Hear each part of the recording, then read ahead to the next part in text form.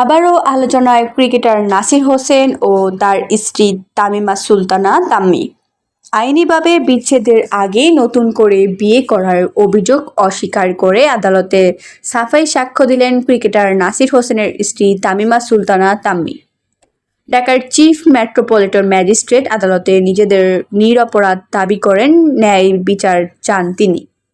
মামলায় নাসির ও তামিমার বিরুদ্ধে 2022 সালের 7 ফেব্রুয়ারি অভিযোগ গঠন করেন আদালত। এর আগে 2021 সালের 30 সেপ্টেম্বর নাসির ও তামিমার বিরুদ্ধে আদালতে তদন্ত প্রতিবেদন জমা দেয় পুলিশ। ব্যুরো অফ ইনভেস্টিগেশন 2021 সালের 14 ফেব্রুয়ারি রাজধানীর উত্তরার একটি রেস্তোরাঁয় নাসির ও তামিমার বিয়ের আনুষ্ঠানিকতা সম্পন্ন হয়। তামিমা তার আগের স্বামীকে তালাক না দিয়ে নাসিরকে বিয়ে করেছেন বলে অভিযোগ ওঠে। এই ঘটনায় তামিমা ও নাসিরের বিরুদ্ধে 2021 সালের 24 ফেব্রুয়ারি মামলা করেন তামিমার আগের স্বামী রাকিব হাসান। এই মামলায় দোষ প্রমাণিত হলে 5 থেকে 7 বছর কারাদণ্ডে দণ্ডিত হবেন ক্রিকেটার নাসির ও তার স্ত্রী।